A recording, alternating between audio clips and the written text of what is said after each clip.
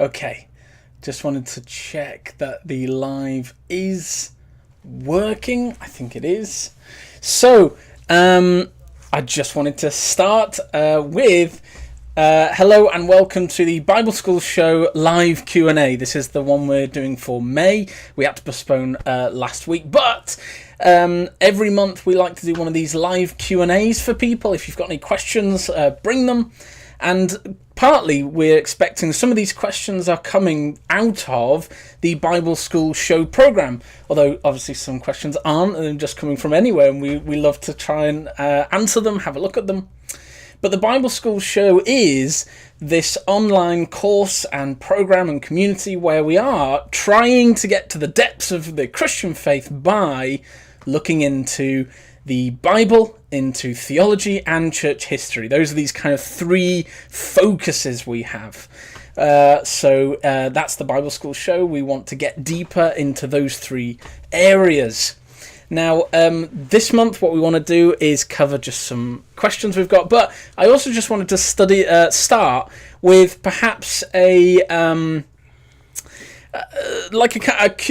question, basically, just something to kind of get us thinking, maybe have a look at it, maybe answer it, but something that's so interesting in Exodus that we've been finding in the Bible School Show, and it is, in a way, something which perhaps even to Moses is one of the key outcomes of the Exodus, and it is looking at this very interesting title of Jesus. We study it and look at it as this name and title of Jesus in Exodus, which sometimes might be overlooked, and it is the Jesus being called the presence of God.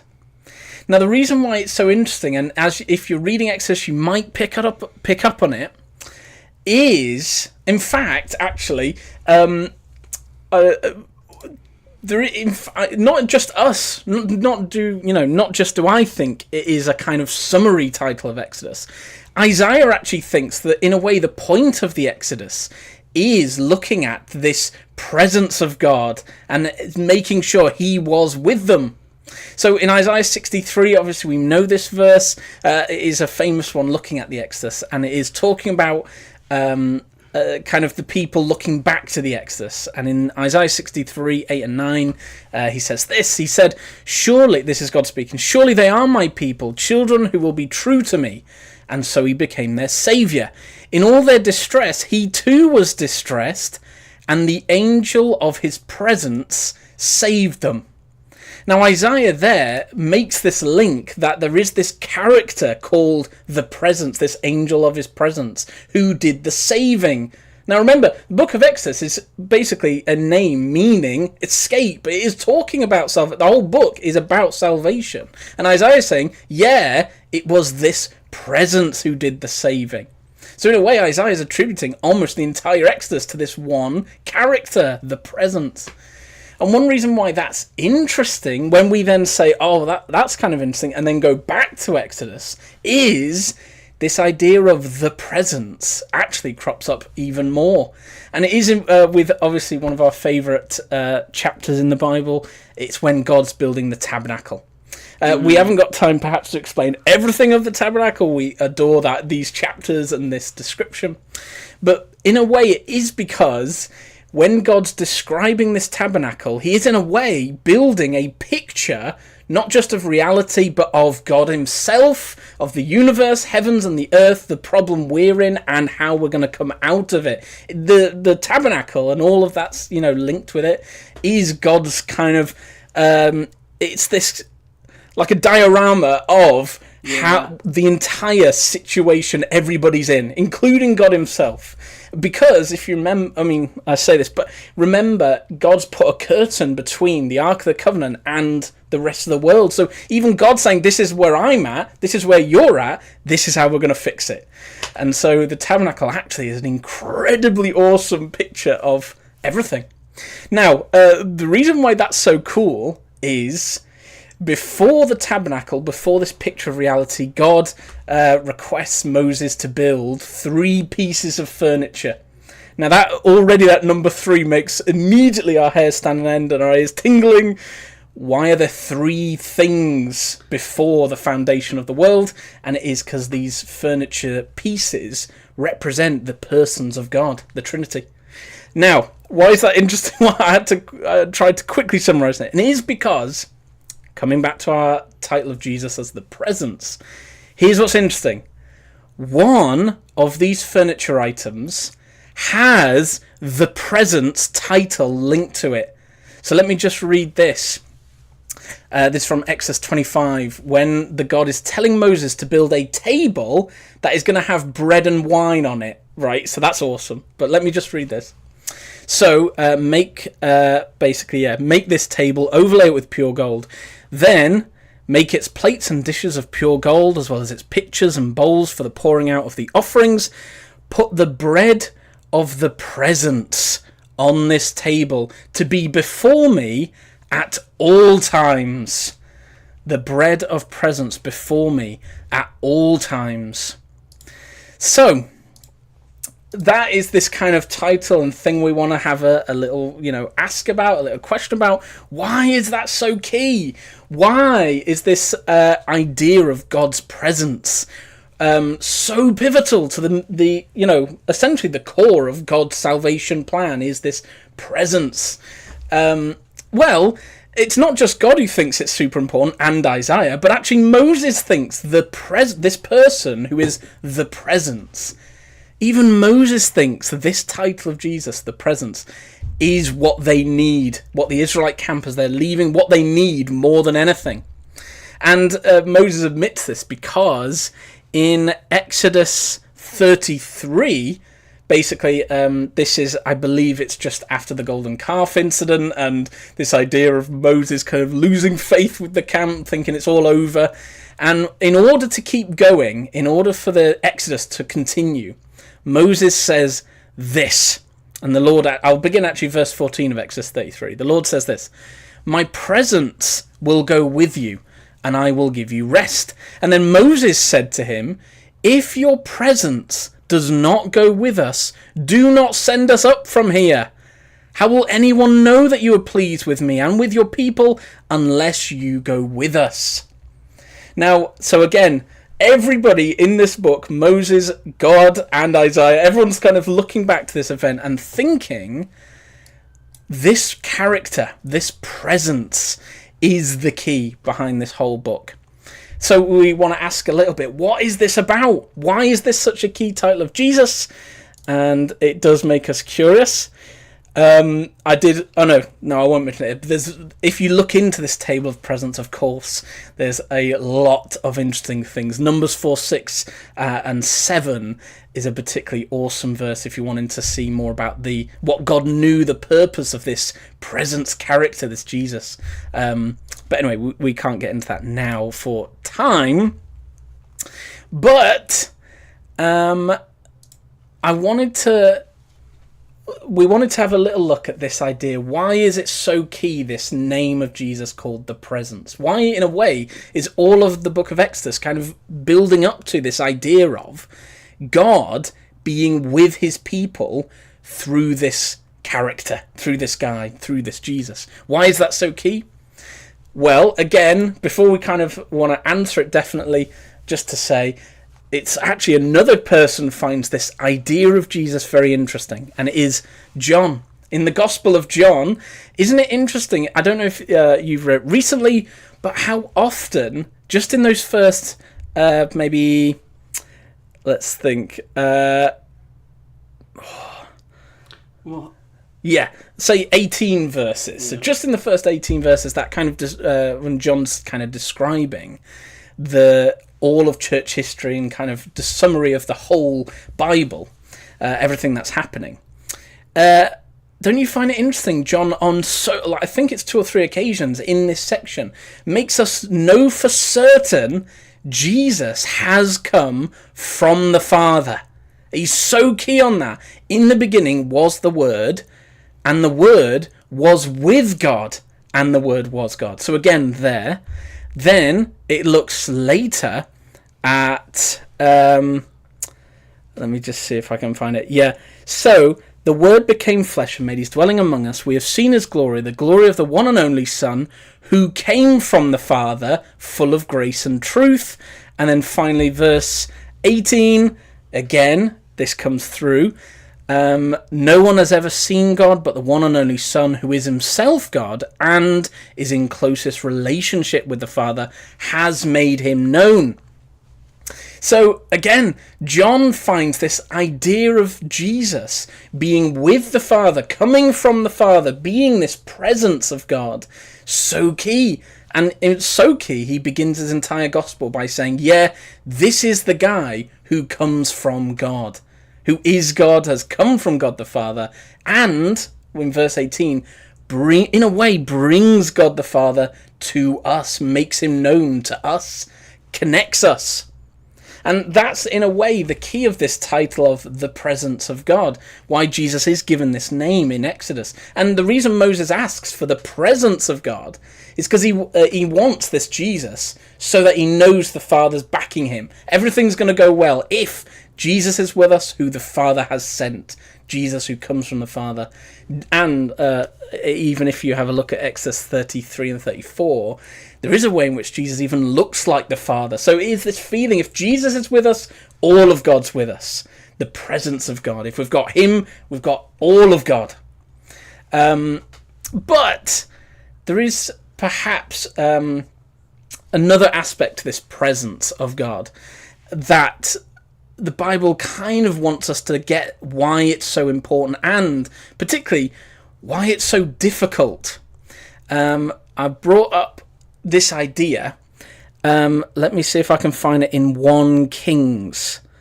And it is when Solomon's praying about the temple. He's just built the temple, and 1 Kings 8, sorry, yeah. And it is so interesting because, in a way, Solomon describes what the point of this temple was. And then he does an odd thing, because in his prayers about the temple, he says, actually, it's not even going to work. Because verse 27, this is what Solomon prays. After he's built the temple and he's praying about it, he goes, verse 27, but will God really dwell on earth? The heavens, even the highest heaven, cannot contain you. How much less this temple I have built?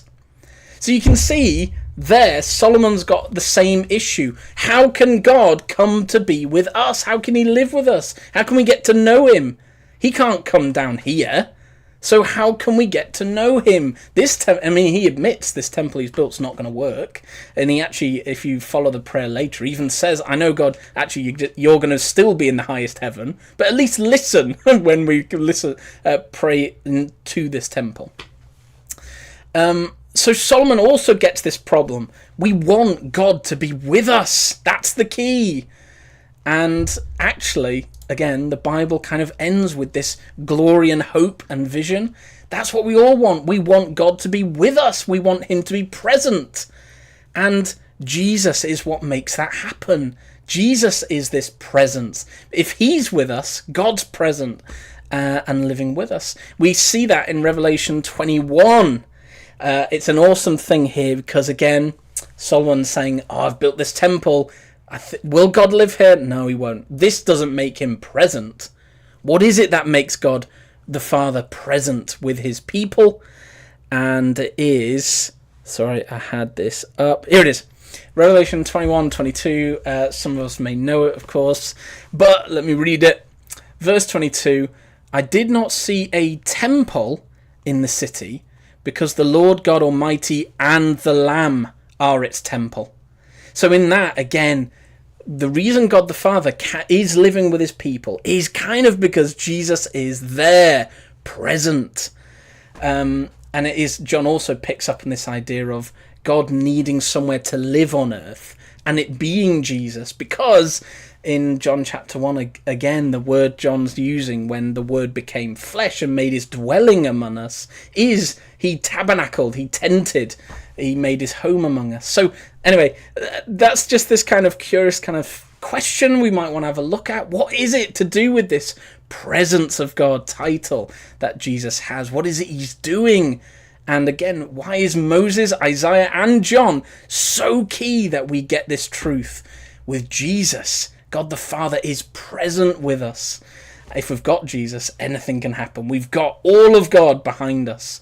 As well as, if we want to meet the Father, we need Jesus to be present with us too. Because again, one of the reasons I brought up the tabernacle and those pieces of furniture, remember, God the Father said, keep the bread of presence. If you're going to come and meet me, keep the bread of presence here. It's got to be on that table at all times if you want to come and meet me. And then, of course, what do we see in Revelation 21? Anytime John or people are going to meet the Father and want to speak, we see the Lamb present. And again in Revelation 21, when God the Father is going to come and live with us, Jesus is there present, just like the image was back in the tabernacle. That's how it's all going to happen.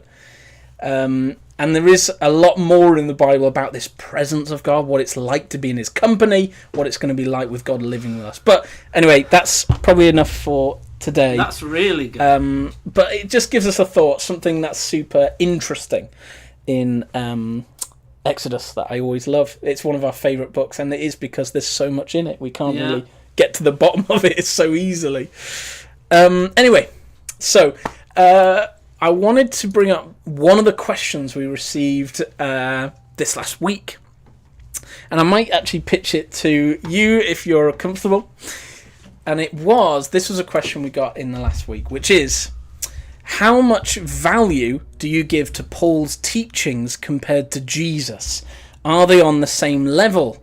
And that links into some more kind of complex questions about Paul. But yeah. We'll start with that. Yeah, that is a big question, and has been a very big question since the 19th century, especially because one of the big theories that was developed from the 19th century, and it's often associated with something called the Tübingen School of Bible study, critical study, is this idea that there's an original Christianity that is Jesus and the disciples, and so sometimes that's Jesus, James, Peter, that sort of thing, John to a degree, but it's like Jesus and the original disciples, that's the original form of Christianity. And then the idea was, this is from the 19th century, the idea was that Paul represents a kind of Greek, Gentile, more philosophical and abstract almost religion, and that what Paul does is he's dissatisfied with the original Jesus and the original 12 disciples, or 11 disciples,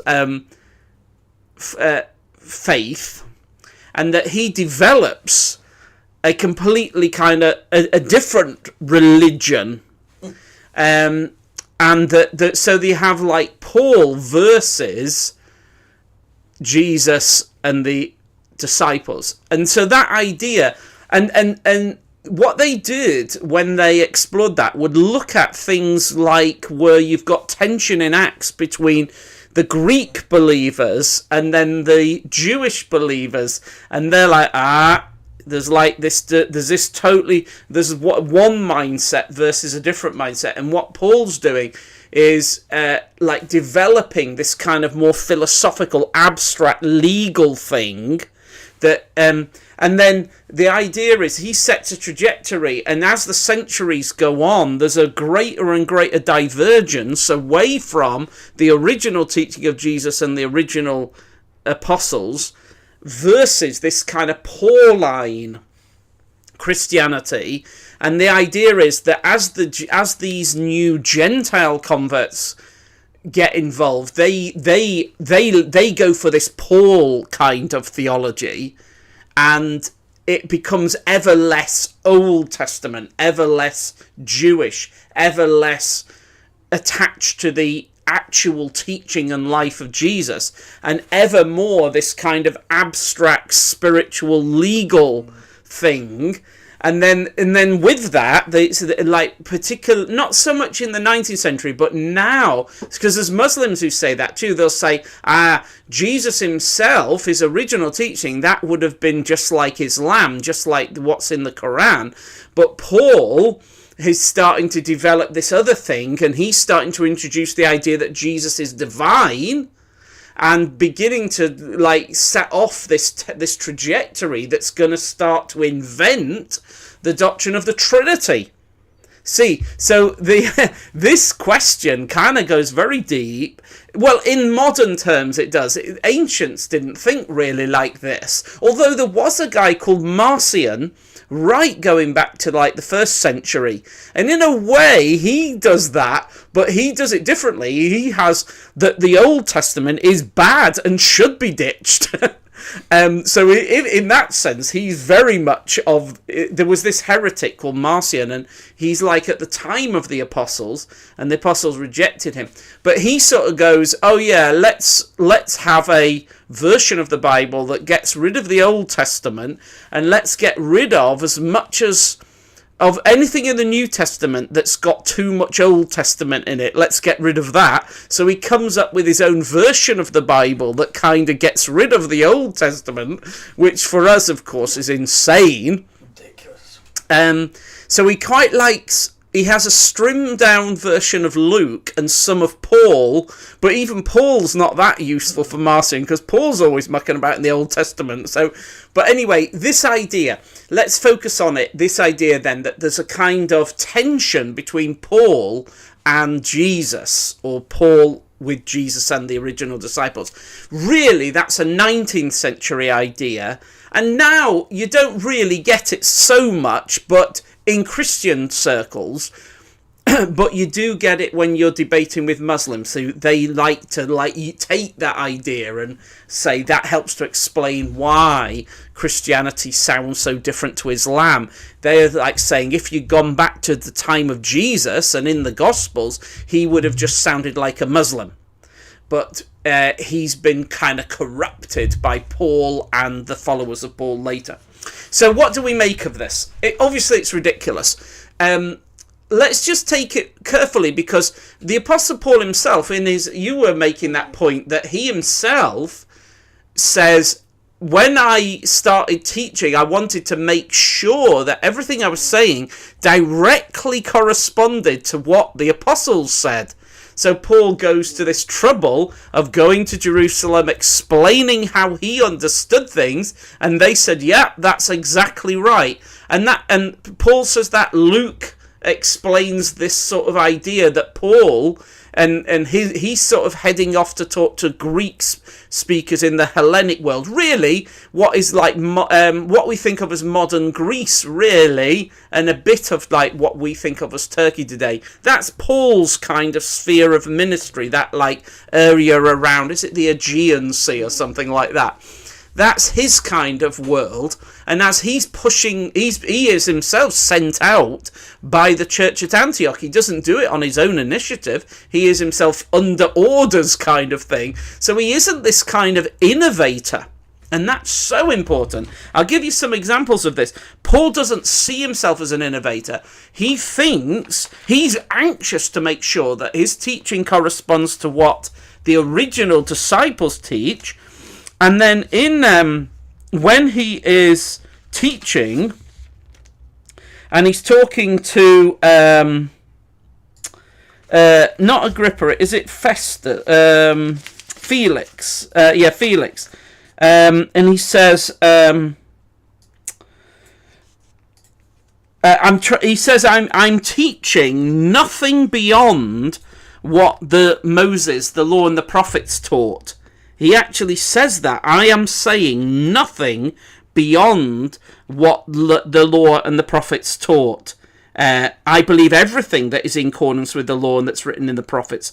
And so he's making that. And he tests that against by going to Peter, James, wants to test that because he knows they But and also he claims that Jesus was his own personal mentor in the desert, and that's an extraordinary thing. So he's trying to say, no, everything I'm saying is accordance with Jesus.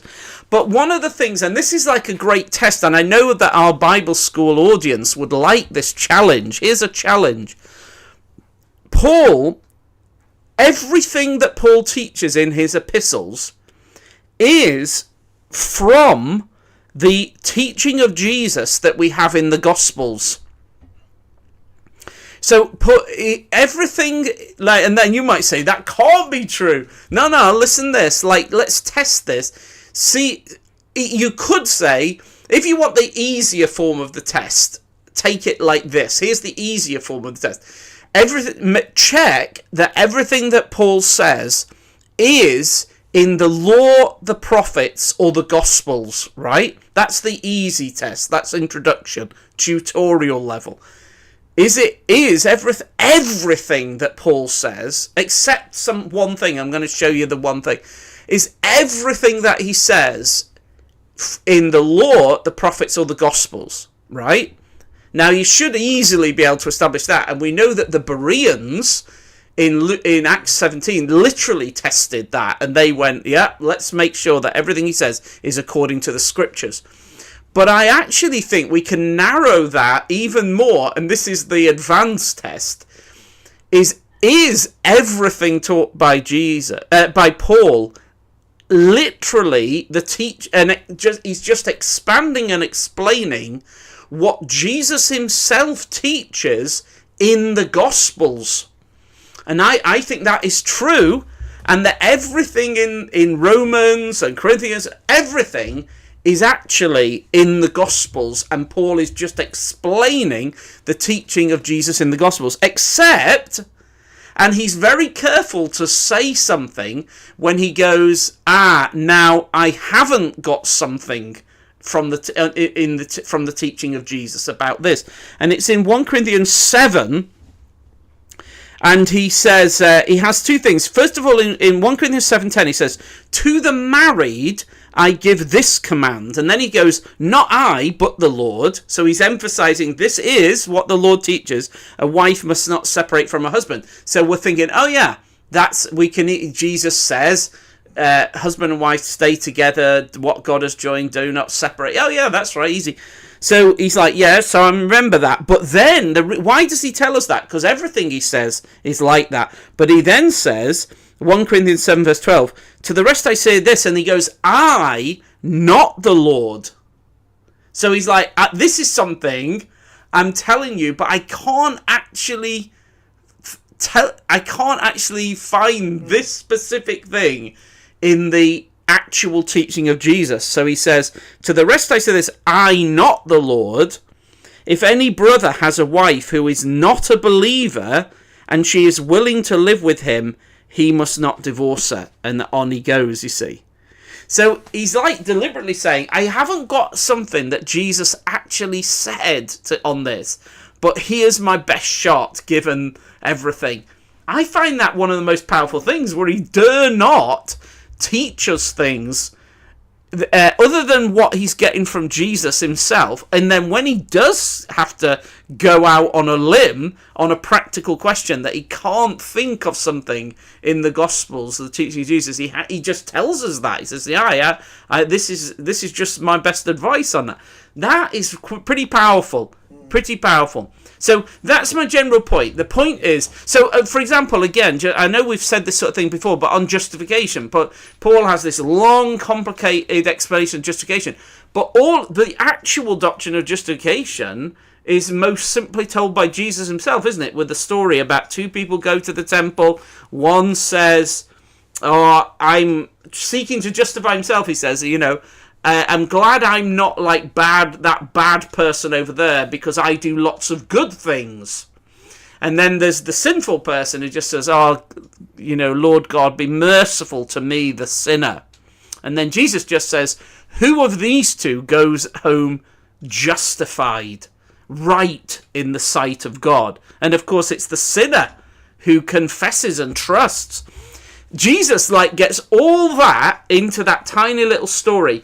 the Apostle Paul goes with that, and he's like, okay, I'm going to explain that and like open it up and show why and show where that is in the Old Testament and why Abraham's an example of that and David's an example of that, and he does all of that. But really, it's just Jesus teaches that doctrine, and Paul is kind of doing his best to represent faithfully what Jesus says. So, yeah, what the form of the question was, how much value do you give to Paul's teachings compared to Jesus? Are they on the same level? So, in that sense, yeah, they are on the same level because they are the same teaching. It's just Paul takes longer to say what Jesus says quickly, because of course Jesus, in one sense we go, he is the ultimate theologian because he is God. I mean, God is best at doing theology, obviously.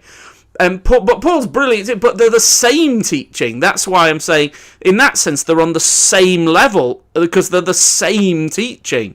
So I wouldn't want to go, oh, well, Jesus is like extra powerful scripture rather than Paul. I think once we start doing that, we get into trouble, because I think it's really important to say no. Everything Paul says is on the same. Is all God speaking. It's all God speaking, and then when I come to Paul, I'm saying Paul is going to help me to understand Jesus and the teaching of Jesus. So I don't want to kind of go, oh well, that bit of Paul I'm not going to bother with because it's not on the same level. As soon as I do that, I'm not really going to be guided, because sometimes Paul says things that make me go, whoa, where's that in the teaching of Jesus? Or how does he get that from Jesus? And then it makes me think hard, and I learn from that. One thing I was just going to say, just that idea that, again, Jesus himself seems to suggest that in John 5:45 to 47, I'll just read it. Yeah. But do not think I will accuse you before the Father. Your accuser is Moses, on whom your hopes are set. If you believed Moses, you would believe me, for he wrote about me. But since you do not believe what he wrote, how are you going to believe what I say? So in that way, Jesus is kind of saying, actually, you should be listening to him first. Otherwise, there's no point listening to me. Yeah. So again, arguably on that tiering of scripture, there is a way in which he's like, actually, no, go listen to him first, then you can hear what I'm saying. Yeah, no, I'm glad the question wasn't, is Moses and Jesus on the same level, because I'm a bit like, oh, that is a tough one, because Jesus himself seems to go, make sure you read Moses first. Yeah. So Moses is like crazy ultimate, but and all the prophets and everybody seem to just go, oh, Moses, he's the ultimate. Even Jesus does that.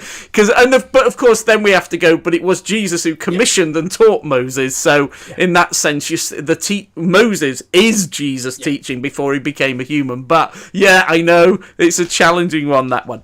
But weren't you saying that there are things that Paul teaches that we're like, well, what's that? And how are we supposed to understand that? And what's going on there? And what happens is, in the modern, like in ancient times and medieval times and global church, people just took it all seriously at face value and worked out what's going on here. But what modern people have a tendency to do is they'll go something like, Paul, like, if he writes to, say, the Ephesians or something, they'll go, Paul, I'll give you an example, just to make it almost humorous in a way. I remember debating with somebody who said, in order to understand the Bible, everything has to be put in its cultural context. And they said that way each thing in the Bible has a specific cultural setting and can't be generalized. And I said, can you give me an example? And he said, Jesus is talking to Nicodemus, that's John 3, and it's a kind of this religious teacher who knows the Old Testament, things like that. And Jesus says to him, you must be born again. But that is, culturally, that's only applicable to him. People in general don't need to be born again. And I was staggered. I was like, what? And I suddenly realised, like, what people can do is go, they got into their minds this idea that somehow the Bible isn't teaching universal truth or timeless truth or things, but that you can kind of appeal to a cultural setting in order to go, oh, it's not for us, it's not for us, it's not for us. And I found over the years that constantly is done. Jesus says, turn the other cheek, go the extra mile. And I remember someone saying, oh yeah, what he's talking about there is specifically the way Jews were to relate to Roman soldiers. And it's about regulations that an occupying Roman army had. And I'm like, what? So it's not, and like, well, you might decide that there's a cultural form of that, but really Jesus is only talking into that situation. And this is a very, very modern thing to do. And so you get that when people find things in the Bible that we find difficult to accept, we'll go, well, you see, there was a cultural situation at the time that the Bible's speaking into, and it could be Moses, it could be Jesus, it could be Paul. And so they are just addressing that, but it doesn't address our culture. So that is often, there's often things like that done with the teaching of Paul. So, for example, did you have an example? It's in 1 Corinthians 14. And there's two particular ones, and one is in 1 Corinthians 14, where it appears Paul is discouraging the speaking of tongues, and in particular that's that one on understanding what people are saying in church services. And then there was another section. We'll deal with that one quickly. Exactly. The speaking of and like, in a way, Christians have tended, historically, it tends to be understood one way, but in the modern world, there's since like the past 125 years sort of thing, it's been taken aside. So there is something going on in the Corinthian church, but is it the two kind of views of that? Could it be ecstatic speech, and that's the modern view? There's like, you're speaking in a kind of spiritual language, and he's saying, don't do that during public worship because no one will know what you're talking about, and because it's important that everyone can understand what's going on. Because think about an outsider coming in, and if you're just speaking like a spiritual language or something that is incomprehensible, they won't know what's going on, and it won't do them any good, and it won't do anybody any good unless there's an explanation of it. But even then, he seems to be saying, don't do that, just in a general... So that's one view. But a kind of older view and a kind of more general view is he's just talking about many different languages, because he's saying, in church, you'll have people with lots of different languages gathering, and he's like, don't have lots of different languages going on in a church service. And this is super relevant in our modern times. Like, we at St. Crispin's have had to think about that, and we say, there are times when we say, do it. Like, when do we do it at St. Crispin's? One is the Lord's Prayer. So we love in the Lord's Prayer to have sometimes different languages as they pray the Lord's Prayer. Often we love the Baba Yetu song, which is the Lord's Prayer put to music in a different language. We love that, and we encourage people to pray the Lord's Prayer in their language, so it is their prayer. But then, But we all know what we're saying together at that point. But you see, like in this ancient church or early church, they obviously have people with lots of different languages, Greek speakers and so on, Latin, and Persian speakers, Farsi, all the different languages of the world. And Paul could be saying, one of you is saying it, is to say, oh yeah, look, don't have tons of different languages going on simultaneously in the church service. Or, he says, but if you do, there's gifts of language. Language is a gift of people being able to speak lots of different languages. But if so, make sure there's translation. Or how is it phrased here? Interpretation of the tongues. Or really, we would say translation. Make sure the languages are translated. Because, again, that idea is everything that is said should be comprehensible. So everyone knows what's being said. Because he keeps saying what is important is addressing the mind. There's no point in having things going on in a service that no one can understand and people trying to communicate, but nothing's being communicated. Are you going to give the example? Yeah, I know which one you're trying to find. Pilate is the one I wanted to. Yeah, Pilate does this very thing, doesn't he? It is doesn't it John? say, yeah. Is it John where he has it? Because he makes sure it's put in Yeah. multiple languages, doesn't he? Jesus, the King of the Jews, and it's in multiple languages. You're trying to find it. Yeah, there it is. Go on, you read it, Paul. Okay, so Pilate had a notice prepared and fastened to the cross. It read, Jesus of Nazareth, the King of the Jews. Many of the Jews read this sign, for the place where Jesus was crucified was near the city, and the sign was written in Aramaic, Latin, and Greek. Yeah. You see, that's a great example. Even in his death, he does multiple languages. That gets like a translation of this message into different languages. And then in Acts 2, you get the apostles either being given lots of different languages, or it could be people could hear them in lots of different languages. So it could be a miracle of the speakers or a miracle of the hearers, and sometimes people are not sure about that. But let's even just keep it simple and say they were able to speak many, many different languages, so that people, because it said people from all over the world had gathered, and they could all understand this message. And that's what Paul seems to be talking about in that 1 Corinthians section, where he's saying, look, don't have, though we are an international movement, and church is the international family, and we have all sorts of different languages hopefully present in our gatherings. But he said, don't have multiple languages going on in the service. But he said, if you do have a different language spoken, have it translated so that everyone can understand. Because he says it's important that we address the mind. And people, he says, if I pray, my mind, it's got to be, I've got to have understanding. There it is in 1 Corinthians 14 from verse 13 and following. Did you want to read any of that? I did. I wanted to also talk about that section, but I'll read the first 13 and 14. For this reason, the one who speaks in tongues should pray that they may interpret what they say. And we might say translate there. So some would say it's interpret if you think it's an ecstatic speech.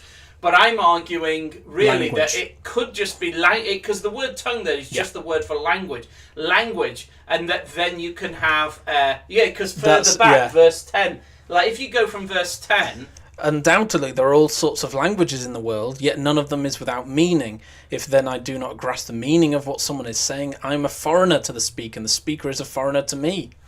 So it is with you. So he does. If I pray in a different language, to you, my spirit's praying. I'm having a great time spiritually, but it's like the mind is unfruitful. There's no communication. There's no understanding between us.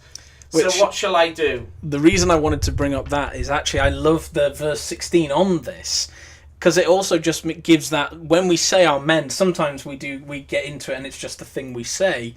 But the reason we say amen here, as Paul's kind of arguing here, it's to say you agree with what has been said. You pray it too, which we know that when we think it, but sometimes we forget. And so I love that. It's when you say amen, you are saying I agree to what I understand what you're saying. I understand and I agree. Yeah. But also, so on the one hand, speaking different languages, Paul's like, I can speak in loads of languages more than anybody. But in church, I'd rather speak 5 words that everyone can understand rather than 10,000 words in a language no one can understand. So let's take it this way. He could be saying it's about all the different languages of the world, in which case it helps us to think about the Tower of Babel and how many the one common mind and understanding and language kind of thing. And then people can't understand each other anymore. And church is supposed to be a place where that gets healed and where we translate languages so we can understand one another again. But and this may be relevant to the person asking the question, what if people want to speak in an ecstatic speech like that, like a language from the Spirit, they would say? Are there gifts like that? And I'm like, maybe there are. Like, I don't have that gift, but I know people very well who do have that sort of a gift. should they use that in a church service? Again, if we take that view, Paul seems to be saying you shouldn't really be doing that in a church service because it isn't intelligible to everybody.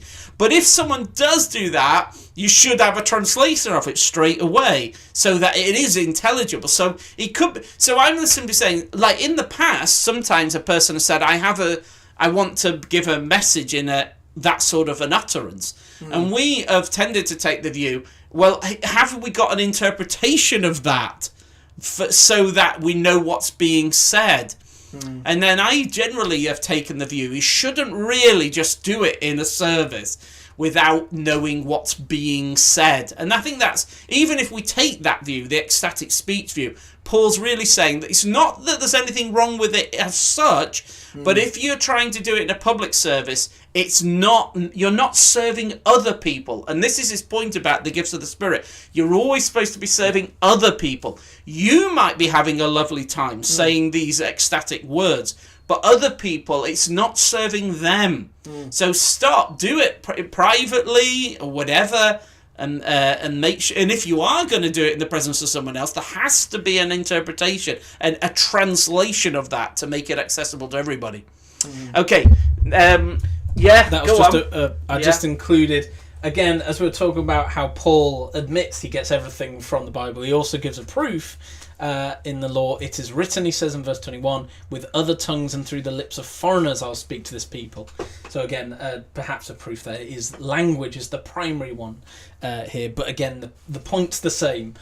We should be able to understand in order to encourage and build each other up. So there was one other in that scope, and this idea that if we are to take Paul as the same as Jesus, what about and another potentially confusing section is the idea on, is it verse 34 of this chapter, I believe? Yeah. And often kind of misinterpreted this verse on verse 34, which is saying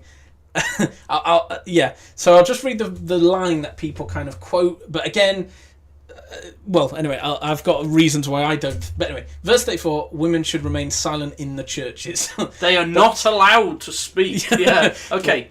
Yeah. Right, so what about that? Well, what is it like? Because some people go, oh, well, you see, we don't think like that anymore. That's Paul stuck in his first century culture. He doesn't know what he's talking about. But you think, okay, but look, if you just go back to a couple of pages in your Bible, look at 1 Corinthians 11 and then verse 4 and 5. Why did you want to just go to 1 Corinthians 11, verse 4 and 5? You can read that out for us. Every man who prays or prophesies with his head covered dishonours his head, but every woman who prays or prophesies with her head uncovered dishonours her head. It is the same as having her head unshaved. So there he has men praying or prophesying, presumably in a church meeting, but he also has women praying and prophesying in a church meeting. So he's just said, a couple of chapters forward, he said, now then, if a woman is doing that, she should have an we won't get into, someone might want to say, what is this covering of heads and things? Oh, well, we're not doing that this time. You'll have to put a question if you want that. But what we can see, just completely obviously, is women pray and prophesy. And prophesy there just means preach. So women are praying and preaching. But if they do so, he says, they must have hair that hangs down. I'm not going to explain that more now. And then in Acts you get example of women prophets. Prophetesses, isn't there? Philip's. Anna, who is in Anna, the temple. You've just been doing that. Yeah, that says that. So, another one, just because I love Exodus. An interesting one is the wash basin. It's listed in Exodus that the wash basin is made from the mirrors of the women who work in the tabernacle, the courtyard setting, the whole helping in the sacrifices, that section. Yeah. So the one of the furniture is made out of women who are working Not in out that. Of women. Yes. Yeah. Out of the... Yeah, that is horrific. No, the mirrors of women who work in that tabernacle complex. Yeah, and then as well, like, because again, he references the law, and he says, make sure this is what the law did. But even in the law, you've got like Miriam in Exodus 15 leading worship there with singing, and she's got a team, and there she's called in Exodus 15 verse 20 Miriam the prophet. And so the minimum of that is preacher, but you think the prophets. Yeah. So you got it, so again, like I only throw that up. Like we'll now just quickly dive into what Paul. So when sometimes people want to make Paul sound foolish, they'll go, Paul's foolish because he says women have to be utterly silent. They can't say anything.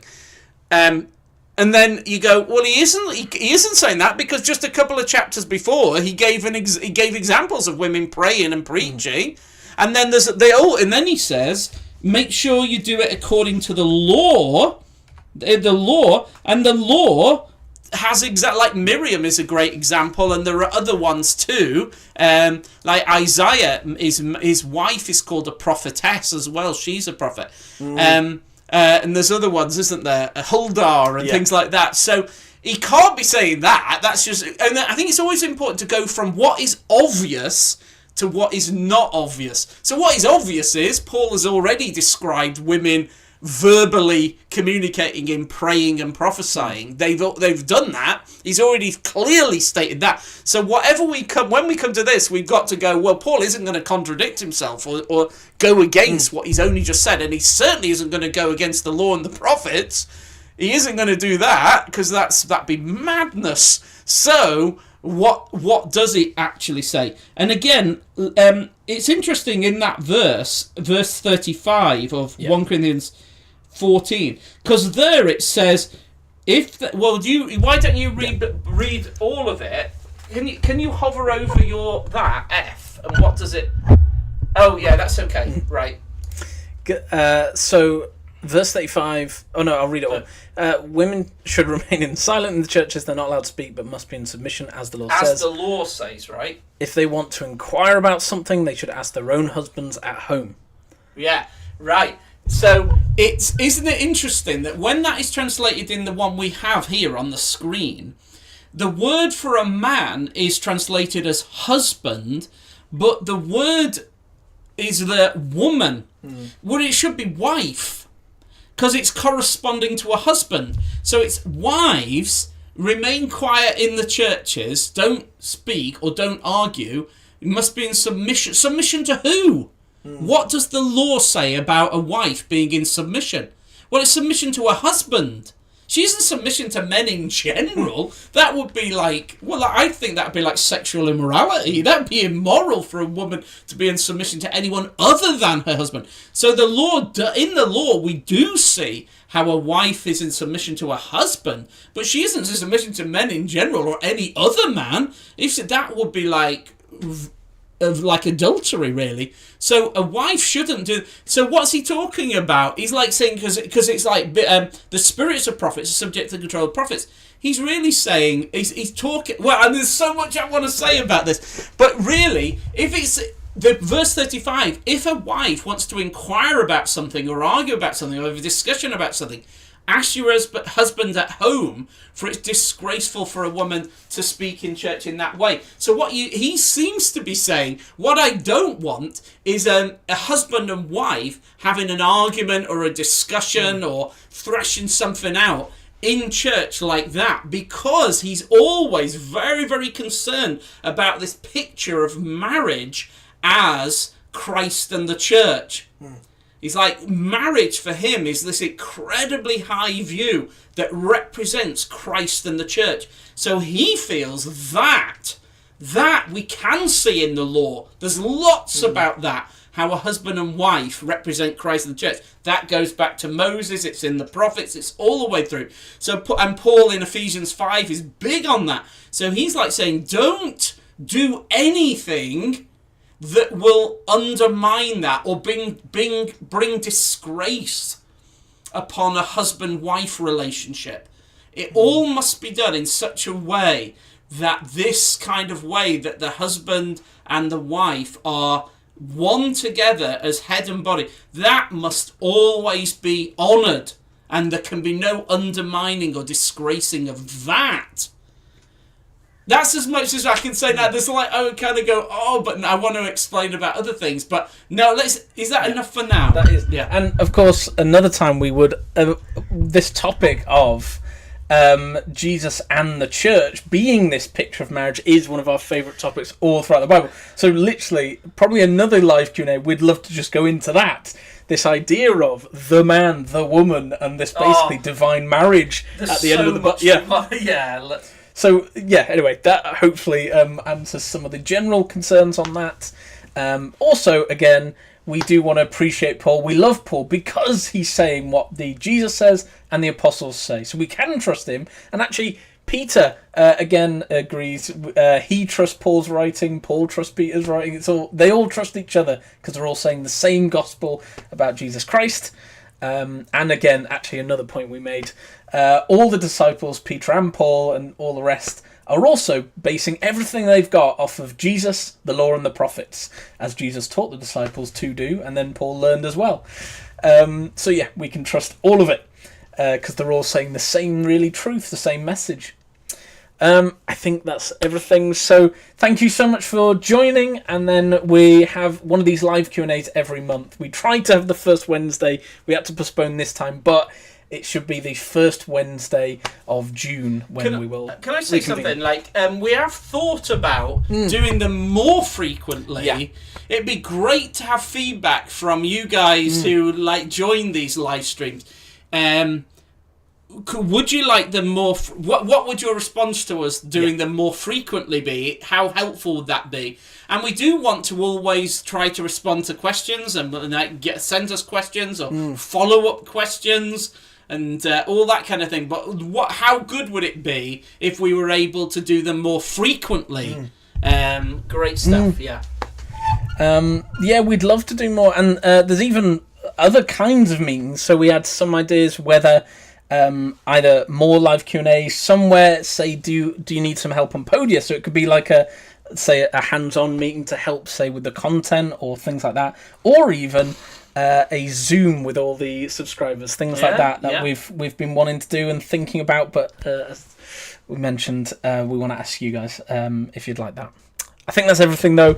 So thank you so much for joining, and we'll see you next month for our Bible School Show live Q&A. And if you're not a part of the Bible School Show and you'd like to get in, because obviously here we're answering some questions, but we're kind of using content that we've been delivering and giving on the Bible School Show course and community. If you'd like to check that out, you can on the website bibleschool.show. I think there's even just one episode, about an hour, which it's just free. So if you're still not sure, you can just watch a whole show for free and see what you think. So anyway, we'd love to see you next month, and catch you then. Bye.